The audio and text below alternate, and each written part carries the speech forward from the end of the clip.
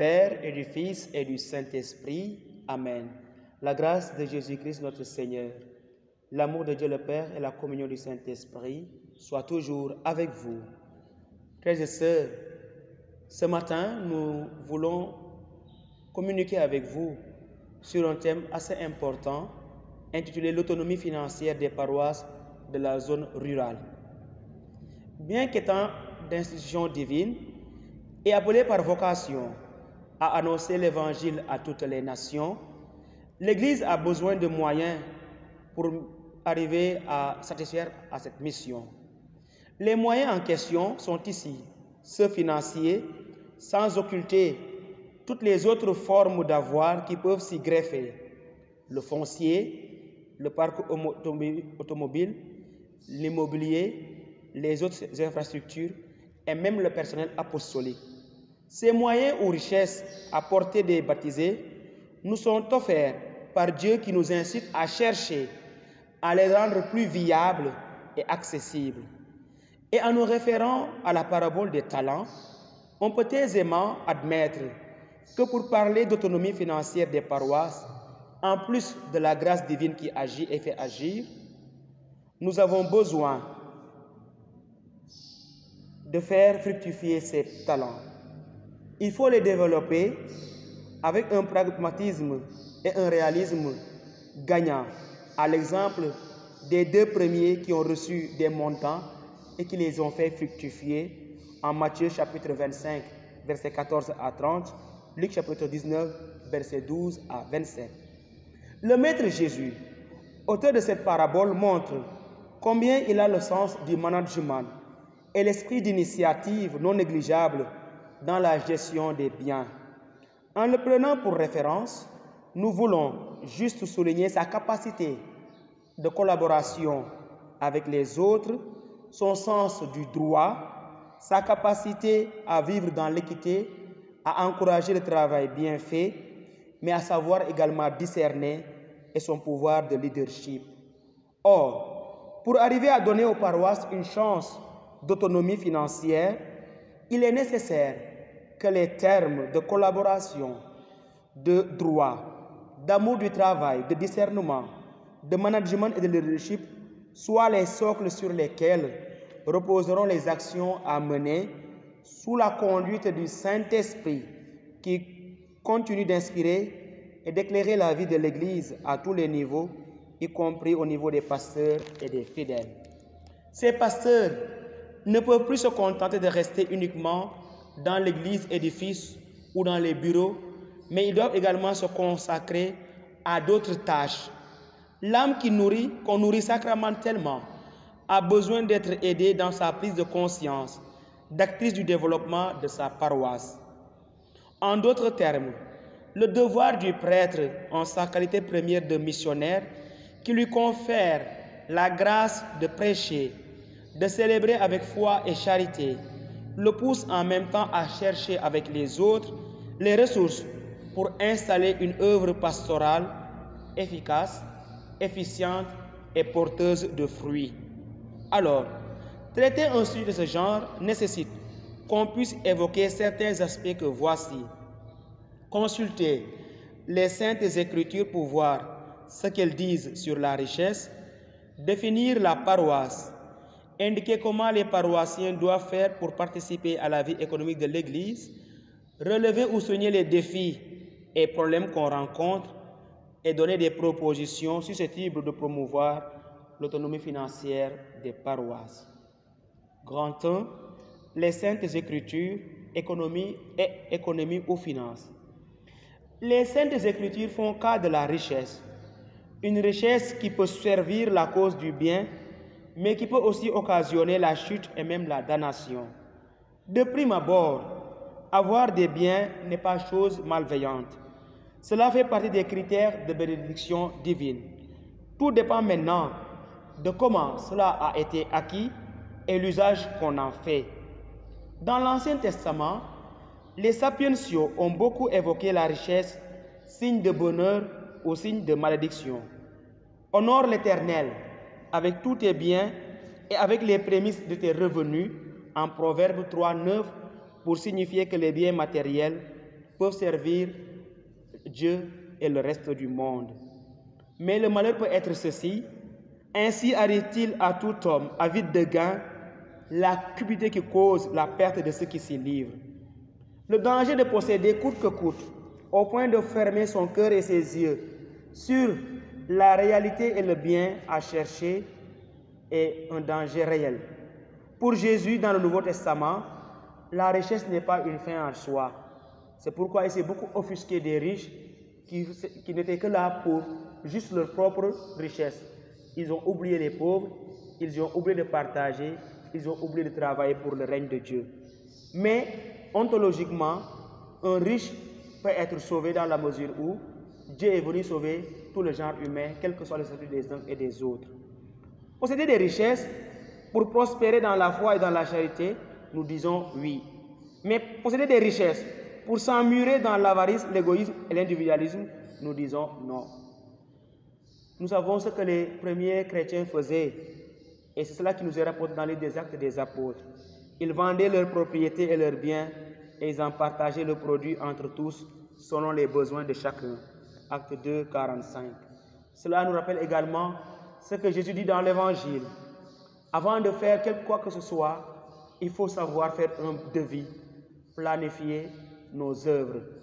Et en Luc 14, 28, le Seigneur nous rappelle cette construction qui doit aboutir ou qui ne doit aboutir selon que la personne ait eu le temps de s'asseoir et calculer, ou selon que la personne se soit juste débrouillée pour construire sans prendre le temps de réfléchir à ce qu'elle fait.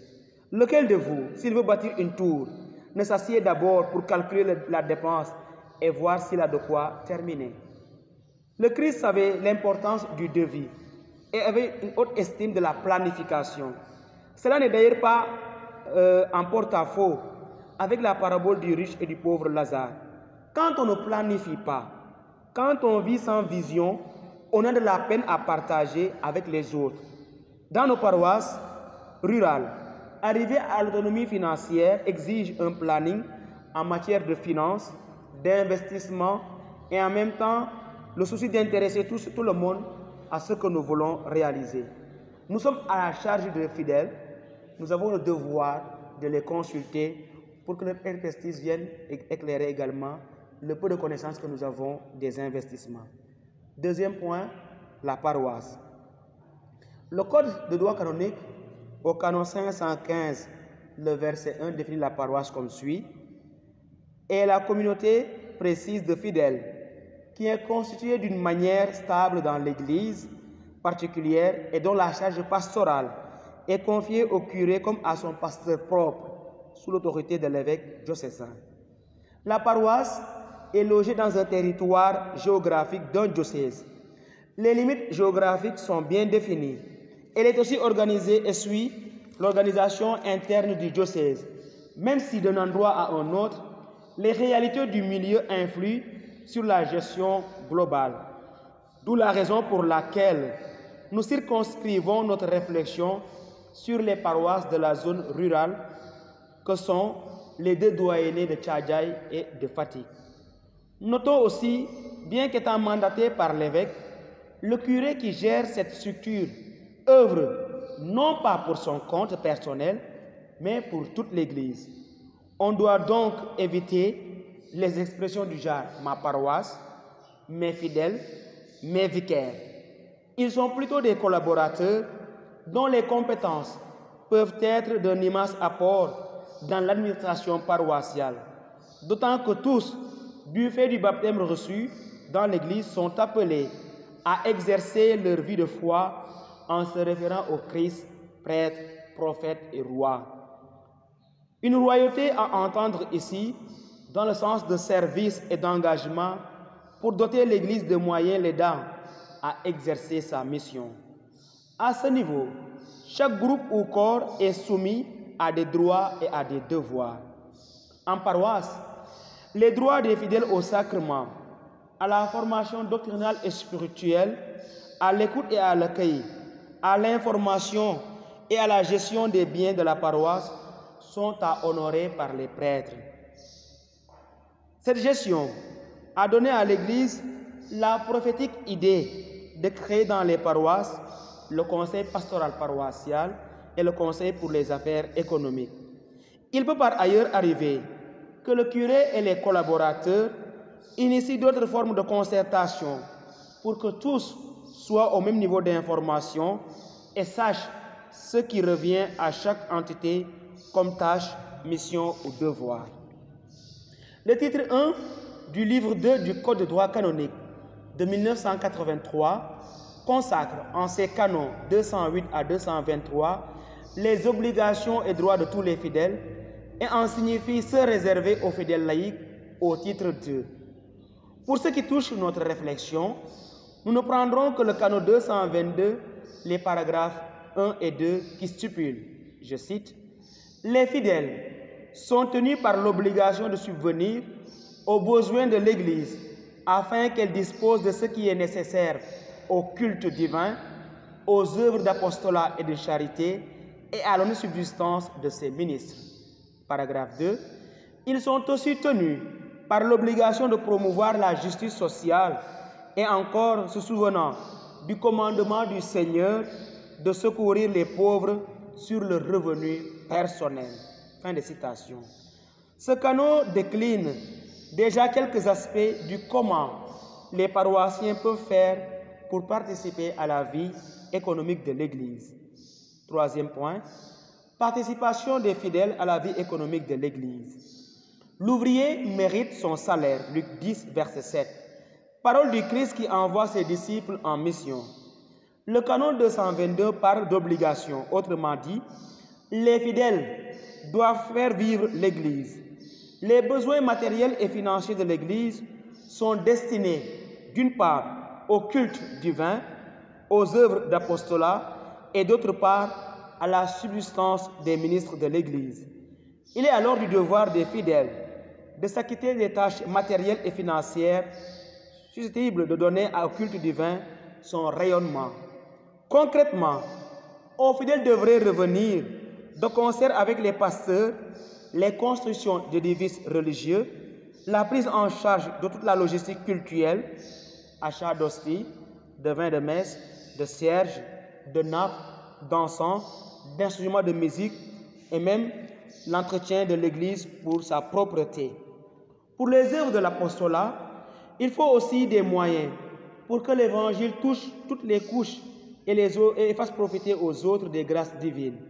Concrètement, là où un exercice spirituel et une mission doivent être effectués par des fidèles d'une paroisse, l'argent du transport, les contributions et les autres frais ne devraient pas être supportés par les ministres eux-mêmes. Les honoraires des prestataires sollicités devraient être également gérés par les fidèles qui les sollicitent. Pour l'honnête subsistance des prêtres et la charité à exercer envers les pauvres, nul fidèle n'a le droit d'ignorer la quête du dimanche, les quêtes impérées, les demandes de messe à effectuer, la dîme à donner, les dons de culte à verser, sans oublier les dons et legs qui peuvent être en nature ou en espèces.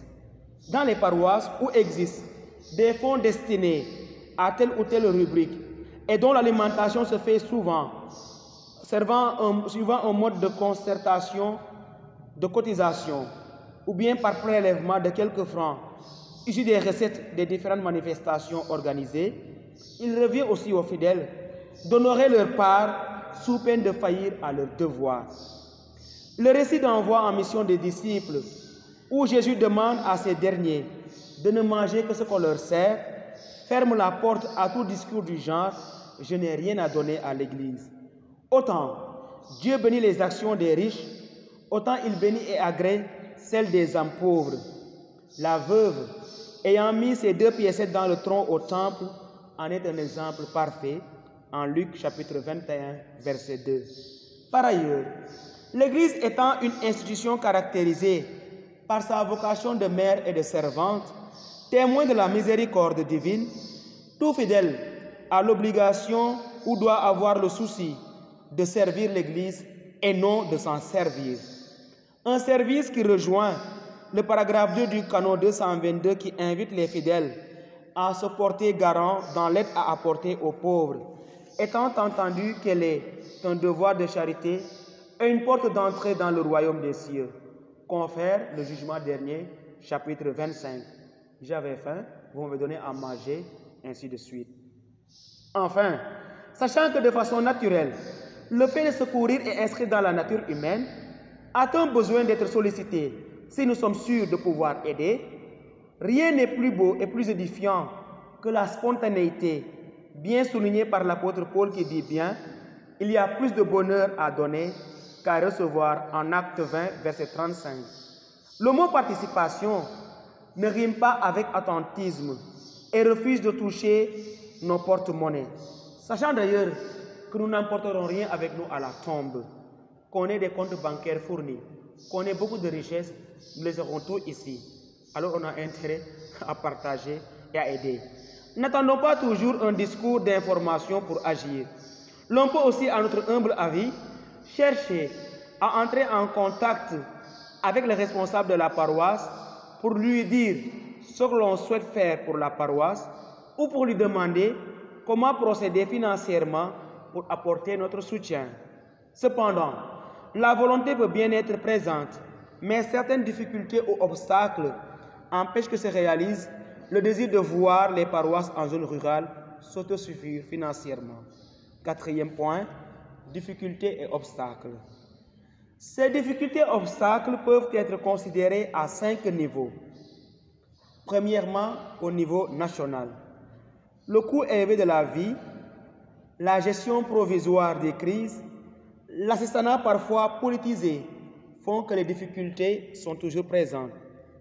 Les détournements de deniers, l'inaccessibilité de certaines couches au programme de financement sont aussi visibles.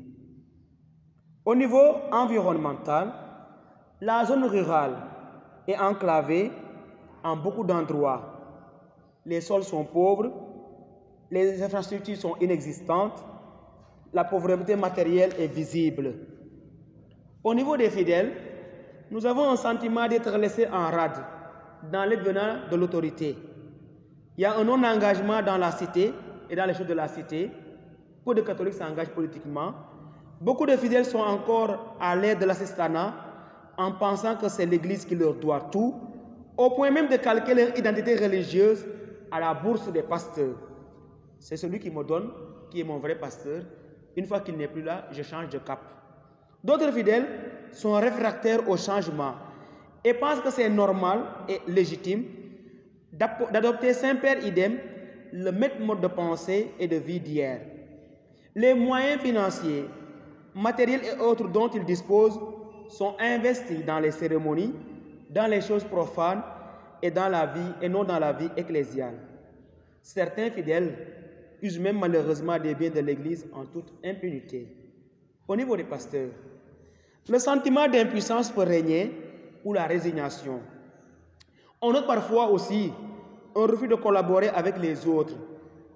On joue à la rétention d'informations. Il y a absence de reddition de comptes et il y a certainement une gestion parfois chaotique, ce qui engendre des déficits et des endettements. Il n'y a même pas de planification, ni de gestion, ni de ficelage de projet. Au niveau ecclésial, nos paroisses de prime abord sont pauvres. Il n'y a pas un pouvoir financier qui pourrait instaurer des investissements lourds. Peu de notions sont là où peu de personnes sont qualifiées pour aider les fidèles et le peuple et les prêtres à ficeler des projets. Mais des signes encourageants sont visibles et notoires. L'État fait des efforts. Les populations bénéficient de l'expertise de certains individus qui luttent contre les effets néfastes du climat. Beaucoup de fidèles adhèrent de plus en plus aux sollicitations pastorales et certains même agissent pour le bien du peuple dans l'anonymat. Les paroisses fonctionnent un peu mieux et certains pasteurs initient même des choses par endroits et cela leur réussit.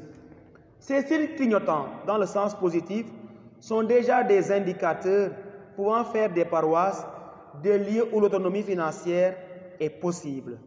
Cinquième et dernier point, remettre aux propositions pour une autonomie financière des paroisses de la zone rurale.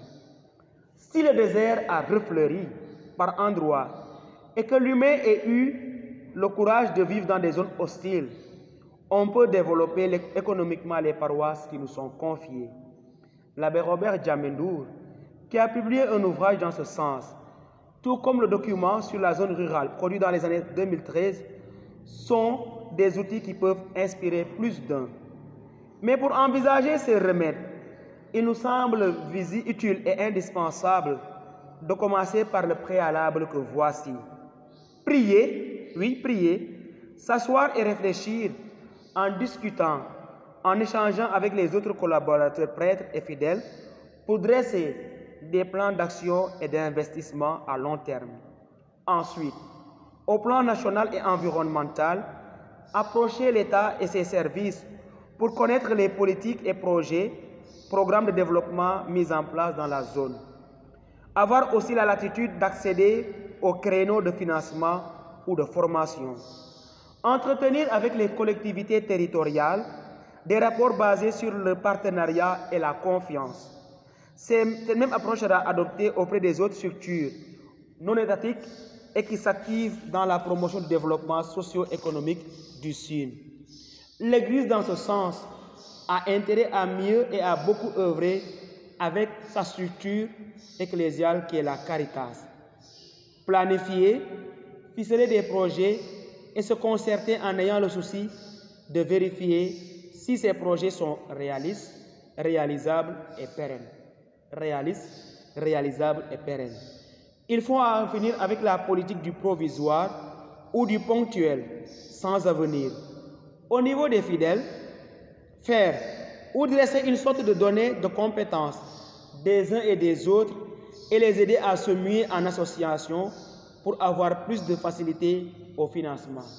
Concrètement, dans nos paroisses, on peut avoir une association de maçons, une association de menuisiers, une association de tailleurs qui sont catholiques et qui peuvent ensemble travailler. Cependant, on remarque en même temps que nous sommes loin du compte. Ainsi, en dehors des réalisations déjà entreprises, les paroisses peuvent explorer d'autres domaines pour un développement économique effectif. Il faut voir grand. Certaines paroisses, du fait de leur situation géographique stratégique, peuvent aujourd'hui se doter de stations-service, investir dans les hydrocarbures, de moyens de transport pour les usagers de certaines contrées, du commerce de produits halieutiques à base de voitures frigorifiques, de la mise en valeur de la terre, de la création de structures agroalimentaires, d'établissements prenant en charge la formation sur le gaz, les hydrocarbures et sur l'agriculture. Oui, l'Église peut avoir ces structures-là. De l'élevage à grande échelle, des embauches bovines, de l'agro-business. N'attendons pas que le pétrole coule pour que nous commencions à chercher des stations. C'est aujourd'hui qu'il faut le faire. Gouverner, c'est anticiper. Se développer, c'est anticiper. C'est se projeter. N'attendons pas aussi que les autres investissent nos lieux pour que nous passions comme eux. Nous pouvons aujourd'hui, dans certaines paroisses, avoir des centres d'accueil qui peuvent être des sites de restauration, qui peuvent être des sites de logement. C'est possible de le faire. Au niveau des pasteurs, suivre la ligne directrice de l'autorité diocésaine qui appelle à un assainissement d'ordre financier. Collaborer avec les services de l'économie diocésain et de l'audit interne. Savoir rendre compte, savoir justifier les dépenses, travailler dans la transparence avec les conseillers, avec les fidèles. Être à jour dans les plans d'investissement et savoir réinvestir les recettes engagées dans les projets déjà en cours. Les talents des uns et des autres doivent être exploités et encadrés. Sachant que Samba à lui seul ne peut soulever une case, accepter de recueillir les propositions de projets des collaborateurs et des fidèles et voir s'ils sont opportuns, réalistes et réalisables. Rien n'empêche aussi de mener des activités décanales ou interparoissiales, co-organiser un guel, co-organiser une séance de lutte, faire des fêtes foraines.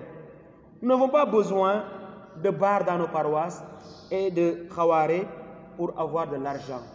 La fin ne justifie pas les moyens.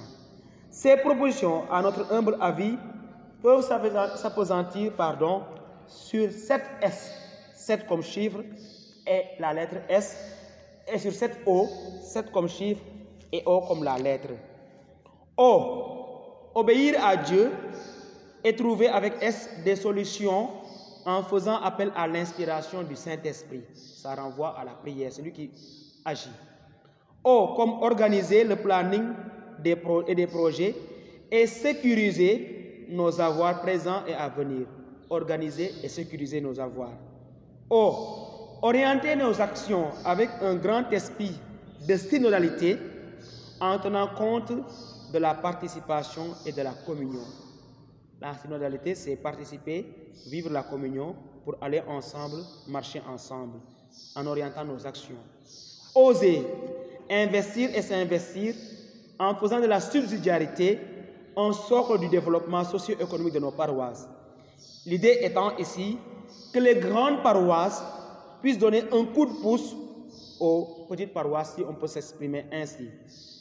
Outiller, ou encore, de moyens en s'appuyant sur la solidarité émanant de l'État, des ONG, des fidèles et des personnes de bonne volonté. Ou encore comme œuvrer de façon juste, efficace, pour demeurer dans la solidité des investissements en cours, et ce pour bien longtemps. Offrir à tous et à toutes la chance unie de goûter au salut. Salut voulant dire ici, mettre ses biens au service des choses de la foi, mettre ses biens au service de l'Église mère, permettre à l'Église d'exercer la charité et la miséricorde et permettre à tous les pauvres d'être heureux dans leur vie de foi. Conclusion. Au terme de notre réflexion, qui n'a pas forcément suivi le créneau normal d'une étude scientifique en la matière, l'on peut noter qu'aujourd'hui, il est grand temps pour l'Église, sans édulcorer son message de salut, encourager et promouvoir l'autonomie financière des paroisses de la zone rurale. Cela ne fera que renforcer l'influence déjà plus que positive de l'Église dans cette partie de notre pays. N'ayons pas peur de le dire. Ce n'est ni un péché, ni un scandale de voir les paroisses devenir immensément riches. Ce qui est scandaleux et constitue un péché, c'est la misère des misérables et la fraude ou la corruption qui peuvent devenir des moyens d'enrichissement. La richesse n'est pas incompatible avec la foi. La preuve, le compendium de la doctrine sociale de l'Église reconnaît l'importance de la richesse sous ses différents attributs. Voilà ce qu'elle en dit. Les richesses, dit-elle, sont destinées à être partagées. Elles remplissent leur fonction de service à l'homme quand elles sont destinées à produire des bénéfices pour les autres et pour la société. Numéro 329. L'Église est aussi une société qui a besoin des finances pour vivre la pauvreté évangélique, qui vient au secours de tous les pauvres, aussi bien les pauvres dans leur vie spirituelle que les pauvres dans leur vie matérielle. Quand on secourt un pauvre, on enrichit son cœur. Quand on fait entrer de l'argent de façon propre et légale dans l'Église, on facilite les œuvres de la foi et l'apostolat. Dieu nous aide alors à avoir en tout temps un cœur miséricordieux, empreint d'esprit d'initiative, par Jésus-Christ notre Seigneur, qui vit et règne avec le Père dans l'unité du Saint-Esprit, maintenant et pour les siècles des siècles. Amen. Sainte semaine à tous, bon pèlerinage à tous les Sénégalais, de quelque couche qu'ils soient et que par la Vierge Marie, Dieu bénisse le Sénégal et l'Église dans le monde, au nom du Père et du Fils et du Saint-Esprit. Amen.